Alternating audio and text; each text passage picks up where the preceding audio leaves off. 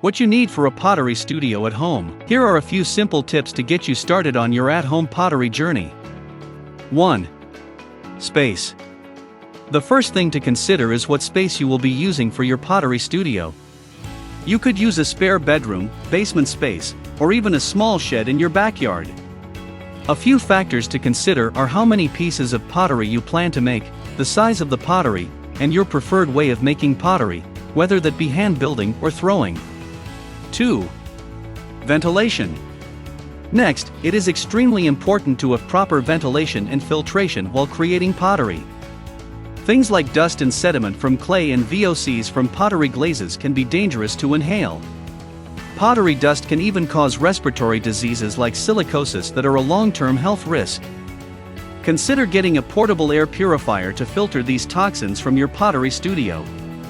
The EnviroCleanse air system is a great option for at-home pottery studios, as this portable air purifier can capture dust particulates and VOCs, provide additional air exchanges, and increase ventilation and filtration.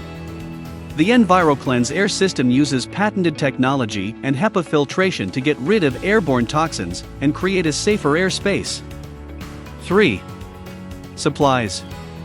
Finally, gather the right supplies for an at-home pottery studio. You will need pottery clay, hand tools like needles, ribbon tools, scrapers, and brushes, cutter wire and drying cloth, sponges and towels for cleaning, an apron, glazes and paints, a pottery wheel and a kiln. Designing your pottery studio. You're almost there now. It is time to design your new studio space. Designate one area for pottery storage and one for pottery making, and make sure you have access to electricity for your pottery wheel, kiln, and air purifier. Once you've fixed up your studio to your liking, you are ready to start making pottery right from your home.